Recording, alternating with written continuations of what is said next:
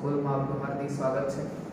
ધોરણ 11 chapter number 14 ગાણિતિક તર્કના આગળના લેક્ચરમાં આપણે પ્રેરણ વિશે ચર્ચા કરેલી. અમુક વાક્યો તમને ઘરેથી પણ લખવા આપેલા. તો પ્રેરણના જવાબ કે અન્ય સ્વરૂપો જે હતા એ ત્રણ સ્વરૂપ: પ્રેરણનું પ્રતીક, પ્રેરણનું સમાનાર્થી વિયોજન અને પ્રેરણનું તમે જે નિષેધ શોધતા હતા તે. આ ત્રણ વિશે પણ ચર્ચા કરેલી અને એના વાક્યો પણ આપણે જોયેલા અને 7 થી 8 વાક્યો તમને ઘરેથી લખવા માટે પણ આપેલા. એના પછીનો અને આ ચેપ્ટરનો છેલ્લો ટોપિક એટલું બધું વધારે ટેક્સ્ટબુક પ્રમાણે આપેલું નથી, પણ આપણે જેડબલઈમાં કામમાં આવે એ માટે સાથે સાથે થોડું ઘણું જોઈ લઈએ. બાકીનું જેડબલઈનું કમ્પ્લીટ કરાવશે, એમાં વધારે પોર્શન આનો ઇન્ક્લુડ થઈ જશે. તો આગળનું અને છેલ્લો ટોપિક આ ચેપ્ટરનો દ્વિપ્રેરણ. પ્રેરણ તો હતું અત્યાર સુધી, હવે તો કે દ્વિપ્રેરણ. દ્વિપ્રેરણ એટલે ઇંગ્લિશમાં એને કહેવાય બાય કન્ડિશનલ. ઇંગ્લિશમાં એને કહેવાય બાય કન્ડિશનલ. માત્ર પ્રેરણની વાત કરો તો P implies Q, એટલે આપણે એવું કહેતા હતા જો તો, જો અને તો. તો દ્વિપ્રેરણમાં શું કન્ડિશન છે? તો કે દ્વિપ્રેરણની કન્ડિશન છે તો અને તો જ. તો અને તો જ. તો કેવા પ્રકારનું વાક્ય હોય તો દ્વિપ્રેરણ છે એવું આપણે કહી શકીએ? તો ડબલ અવતરણ ચિહ્નમાં P, તો અને તો જ, તો અને તો જ Q. P, તો અને તો જ Q. પ્રકારના શરતી વિધાન, પ્રકારના શરતી વિધાનને દ્વિપ્રેરણ કહે છે. દ્વિપ્રેરણ કહેવાય. P, તો અને તો જ Q પ્રકારના શરતી વિધાનને શું કહેવાય? દ્વિપ્રેરણ કહેવાય. તેને દર્શાવાય શેના વડે? તો કે સંકેત. એનો સંકેત છે P. ડબલ ઇમ્પ્લાઇઝ એટલે બંને બાજુ Q. P double implies Q. અથવા આ રીતે પણ દર્શાવી શકો P double implies Q. P double implies Q.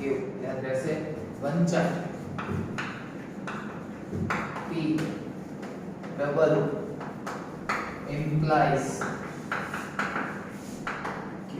વંચાઈશો તો કે P double implies Q વડે. તો રિયલમાં જે દ્વિપ્રેરણ છે શું? તો કે દ્વિપ્રેરણ અગત્યનો પોઈન્ટ ટિક માર્ક સાથે, તો કે P double implies Q એ P implies Q અને Q implies P નું સંયોજન છે. નું શું છે? સંયોજન છે. P double implies Q એ P implies Q અને Q implies P નું સંયોજન છે. સંયોજન એટલે વચ્ચે શબ્દ આવતો અને. કયો આવતો? અને. આવું પણ લખી શકાય P double implies Q બરાબર P implies Q અને Q implies P. P implies Q અને Q implies P. Double implies એટલે બંને આવશ્યક અને પર્યાપ્ત શરત થાય, બંનેની જરૂર છે. P implies Q માં જો P તો Q, Q implies P માં જો Q તો P. ખાલી ઇમ્પ્લાઇઝ માં આપણે જો અને તો શોધતા હતા ને, શબ્દ એ લખતા હતા જો તો. તો ડબલ ઇમ્પ્લાઇઝ માં તો કે ડબલ ઇમ્પ્લાઇઝ માં શબ્દ છે તો અને તો જ. શું શબ્દ છે? તો અને તો જ. યાદ રહેશે. સાથે સાથે લખી કાઢીએ કે P double implies Q માં, P double implies Q માં P અને Q બંને એકબીજાની આવશ્યક અને પર્યાપ્ત શરત છે. P double implies Q માં P અને Q એ બંને એકબીજાની આવશ્યક અને પર્યાપ્ત શરત છે. નવા આનો પછીનો ટોપિક કે P double implies Q માં P પક્ષ હોય એટલે કે સવાલ હોય તો Q તારણ હોય એટલે કે ઉત્તર હોય. જો Q પક્ષ હોય તો કે P તારણ હોય. P double implies Q માં જો P તમારો પ્રશ્ન તો Q તમારો જવાબ. Q તમારો પ્રશ્ન તો P તમારો જવાબ. એક વાક્ય લઈએ એટલે વધારે આઈડિયા આવશે. એવું આપ્યું હોય, માની લો ત્રિકોણ ABC માં માપ ખૂણો P બરાબર 90 ડિગ્રી. માપ ખૂણો B બરાબર 90 ડિગ્રી. તો અને તો જ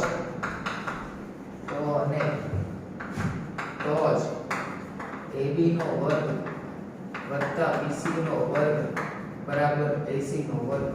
ત્રિકોણ ABC માં માપ ખૂણો B બરાબર 90 ડિગ્રી. તો અને તો જ AB નો વર્ગ વત્તા BC નો વર્ગ બરાબર AC નો વર્ગ. આમાં તમારે છૂટું પાડવું હોય ઘટક વિધાન તો પણ તમે પાડી શકો.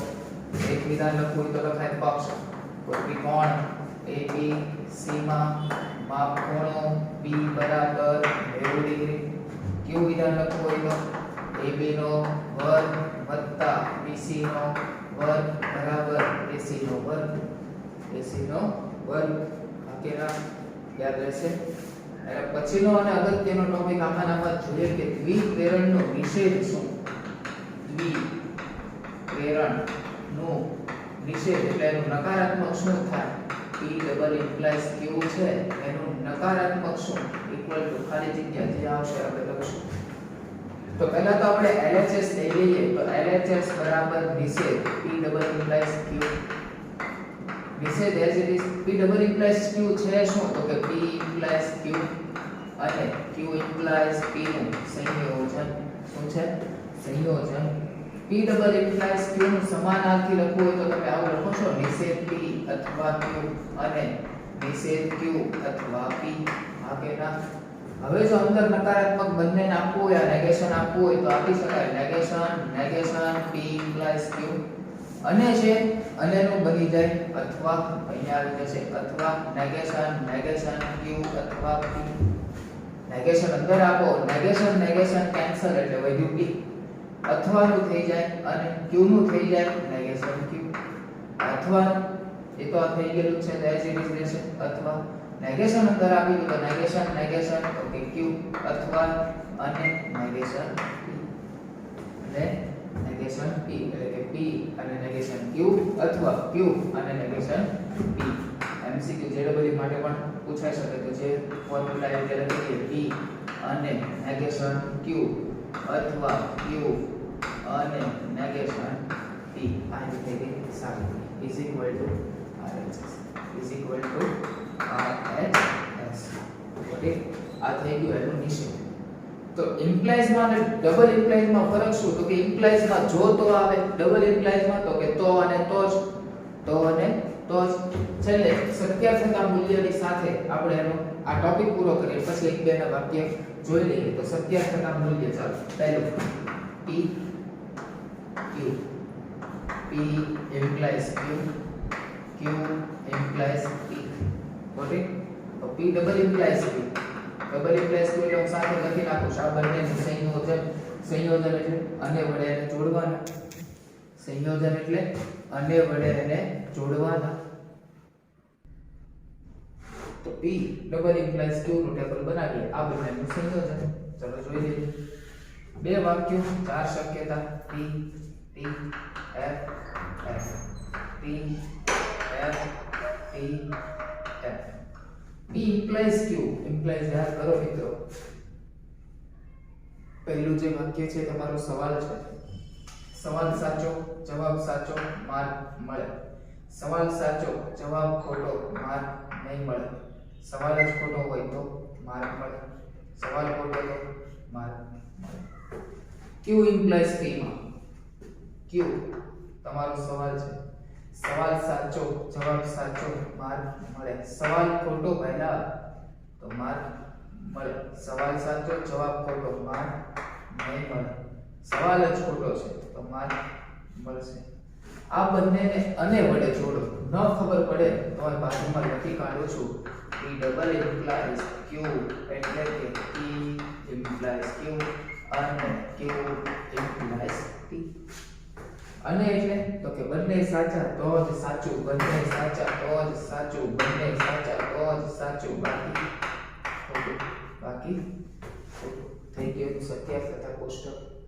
તો કોઈ એવું પૂછે P ડબલ ઇમ્પ્લાઇઝ Q ક્યારે સાચું? જો P અને Q સાચા તો સાચું અને P અને Q ખોટા તો પણ સાચું. P ડબલ ઇમ્પ્લાઇઝ Q લખી નાખો સાથે સાથે ક્યારે સત્ય બને. P double implies Q Q ક્યારે સત્ય બને? તો જ્યારે P અને Q સત્ય અને P અને Q અસત્ય ત્યારે P ડબલ ઇમ્પ્લાઇઝ Q સત્ય બને. P ડબલ ઇમ્પ્લાઇઝ Q સત્ય બને. યાદ રહેશે. હવે આ નિષેધ વાળી જે વ્યાખ્યા છે એનું સાબિતી છે થોડી વાર માટે રહેવા દઉં છું. નિષેધની સાબિતી જોઈ લઈએ. તો P Q જેટલાની જરૂર છે એટલું મૂકતા જાઓ. P નિષેધ Q અને નિષેધ P ની પણ જરૂર પડશે. નિષેધ P નિષેધ Q P અને નિષેધ Q Q અને નિષેધ P પછી બંનેનું વિયોજન. તો P અને નિષેધ Q અથવા Q અને નિષેધ P. એ જ રીતે P ડબલ ઇમ્પ્લાઇઝ Q શોધી કાઢીએ. પછી એનો નિષેધ લઈ લઈશું. P double implies Q. ચાલો મૂકતા જઈએ બધી કિંમત. તો P અને Q તો કે પહેલા બે સાચા બે ખોટા. સાચું ખોટું સાચું ખોટું. નિષેધ P નો મતલબ F F P P. નિષેધ Q F P F P. P અને નિષેધ Q આંગળી રાખજો, ભૂલ પડવાની શક્યતા નહિવત થઈ જશે. અને એટલે બંને સાચા તો સાચું. બોલો T F F T T T F F F F P F. બોલી Q અને નિષેધ P Q અને નિષેધ P બંનેનું લેવાનું છે સંયોજન. સંયોજનનો મતલબ બંને સાચા તો જ સાચું. ચાલો T F F F F F T T T F T. Okay F. હવે તો કે આ બંનેનું લેવાનું છે તમારે વિયોજન. વિયોજન એટલે બંનેમાંથી કોઈ પણ એક સાચું તો સાચું. ચાલો ખોટું ખોટું ખોટું સાચું ખોટું સાચું ખોટું સાચું સાચું ખોટું ખોટું ખોટું. P ડબલ ઇમ્પ્લાઇઝ Q તો કા ટેબલ જોઈને જ આવ્યા છીએ. ડાયરેક્ટ વેક્ટર લખી નાખું છું. T F F અને T નું નિષેધ લેવું હોય P હોય તો બની જાય F P T F. આગે ના ધ્યાનથી જુઓ તો પરિણામ નંબર 1 અને આ પરિણામ નંબર 2 બંને સમાન છે. આગે ના તો લખવું હોય તો લખાય પરિણામ 1 તથા 2 પરથી થઈ ગયું સાબિત. તો નિષેધ of P double implies Q is equal to P અને નિષેધ Q અથવા Q અને નિષેધ P.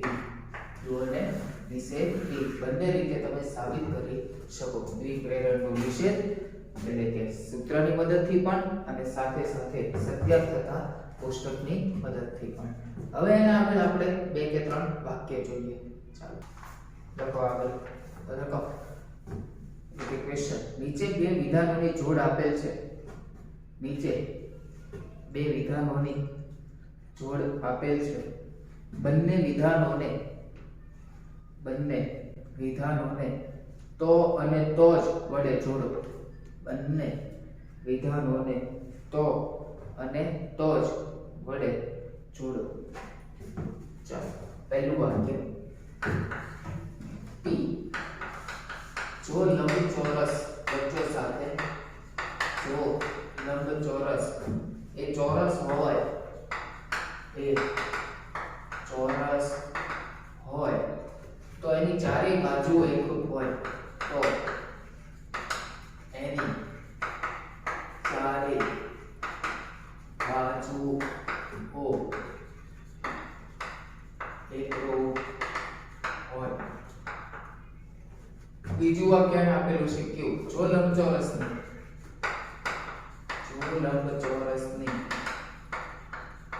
ચારે બાજુઓ એકરૂપ હોય. ચારે બાજુઓ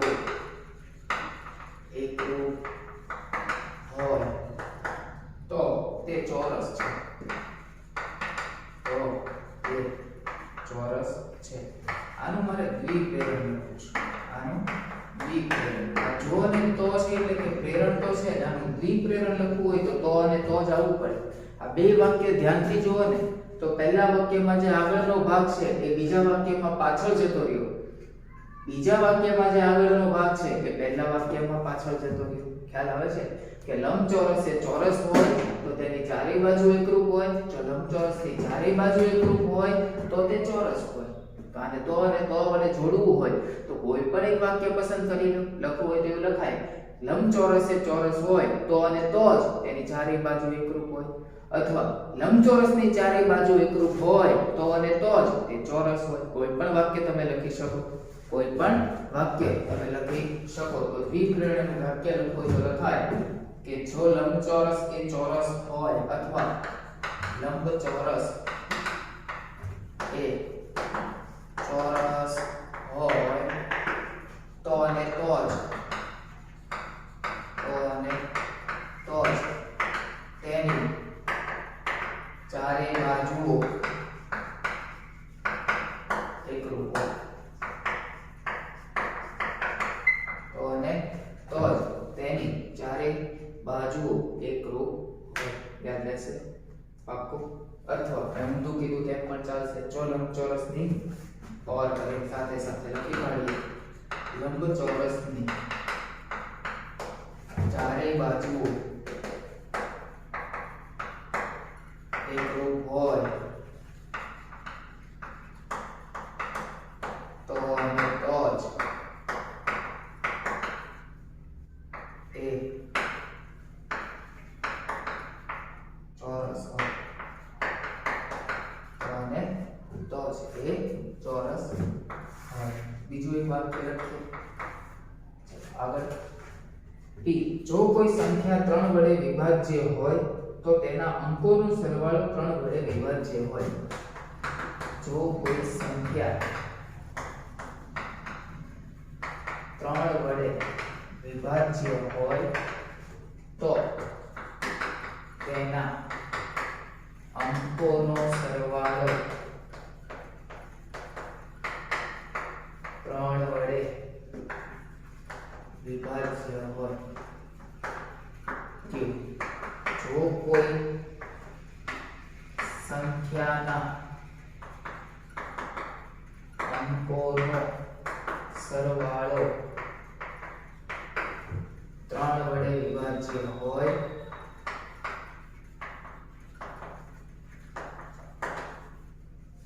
તો તે સંખ્યા 3 વડે વિભાજ્ય હોય. તો આનું દ્વિપ્રેરણ શું લખાય? જો કોઈ સંખ્યા 3 વડે વિભાજ્ય હોય તો તેના અંકોનો સરવાળો 3 વડે વિભાજ્ય હોય.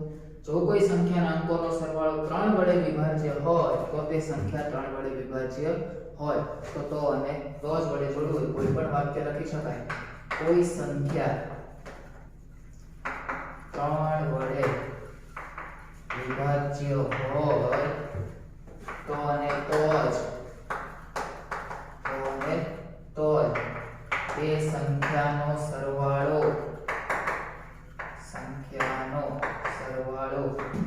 3 વડે વિભાજ્ય હોય. ચાલો આવું જ એક વાક્ય લઈએ.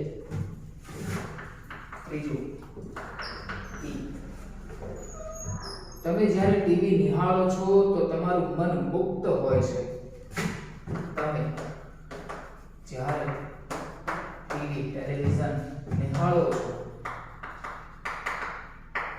ત્યારે તમારું મન મુક્ત હોય છે. અને જ્યારે તમારું મન મુક્ત હોય અને જ્યારે તમારું મન મુક્ત હોય ત્યારે તમે ટીવી નિહાળો છો. ત્યારે તમે ટીવી નિહાળો છો. તમે જ્યારે ટીવી નિહાળો છો ત્યારે તમારું મન મુક્ત હોય છે અને જ્યારે તમારું મન મુક્ત હોય છે ત્યારે તમે ટીવી નિહાળો છો. બંને રીતે લખાય. તમારું મન મુક્ત હોય તો અને તો જ તમે ટીવી નિહાળો છો. તમે ટીવી નિહાળો છો તો અને તો જ તમારું મન મુક્ત હોય છે. કોઈ પણ રીતે ચાલશે. તમે ટીવી નિહાળો છો તો અને તો જ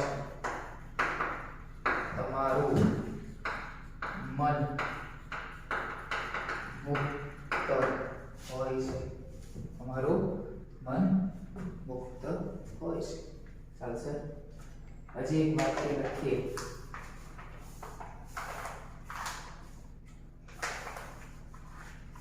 લખો ચાલો. તમારે A ગ્રેડ મેળવવા માટે તમારું બધું ગૃહ કાર્ય નિયમિત કરવું જરૂરી છે. તમારે A ગ્રેડ મેળવવા માટે તમારું બધું ગૃહ કાર્ય નિયમિત કરવું જરૂરી છે. નિયમિત કરવું જરૂરી છે. તમારે A ગ્રેડ મેળવવો હોય તો અને તો જ તમારે ગૃહ કાર્ય નિયમિત કરવું પડે. ગૃહ કાર્ય નિયમિત કરવું પડે. તમારે A ગ્રેડ મેળવવો હોય તો અને તો જ તમારે નિયમિત ગૃહ કાર્ય કરવું પડે. નિયમિત ગૃહ કાર્ય કરવું પડે. હજી એક વાક્ય છે, લખી નાખો. જો ચતુષ્કોણના બધા ખૂણા સમાન હોય તો તે લંબચોરસ છે. જો ચતુષ્કોણના બધા ખૂણા સમાન હોય તો તે લંબચોરસ છે. અને જો ચતુષ્કોણ લંબચોરસ હોય તો તેના બધા ખૂણા સમાન હોય. વિપ્રેરણા લખવું હોય તો જો ચતુષ્કોણના બધા ખૂણા સમાન હોય તો અને તો જ તે લંબચોરસ છે. ચતુષ્કોણના બધા ખૂણા સમાન હોય તો અને તો તે લંબચોરસ છે. આ થઈ ગયું વિપ્રેરણ. વિપ્રેરણ એટલે કે P ઇમ્પ્લાઇઝ Q અને Q ઇમ્પ્લાઇઝ P નું સંયોજન. એનો નિષેધ જોયું. કોઈ પણ રીતે નિષેધ યાદ રાખવાની જરૂર નથી. એનું સત્યાર્થતા મૂલ્યનું ટેબલ જોયું. ત્યારબાદ એના આપણે વાક્ય જોયા. આ સાથે આપણે ચેપ્ટરને પૂર્ણ જાહેર કરીએ છીએ. હજી એક વધારાનો એક્સ્ટ્રા ટોપિક કહેવાય કે વિધાનોની યથાર્થતા. યથાર્થતા એટલે કે સત્ય છે કે અસત્ય. બે ત્રણ રીતે સાબિત કરી શકાતું હોય છે, પણ 11th આપણે બોર્ડની ટેક્સ્ટબુક પ્રમાણેની જરૂર નથી. એટલા માટે આપણે જે ટોપિક છે કરતા જ નથી. JEE માં એનો વધારે ડિટેલમાં મહેશ સર કરાવશે તમને. ઓકે, તો અહીંયા સુધી આ ચેપ્ટરને આપણે પૂર્ણ જાહેર કરીએ છીએ. આવતા લેક્ચરમાં આપણે નેક્સ્ટ ચેપ્ટર ચાલુ કરીશું. Okay, thank you guys.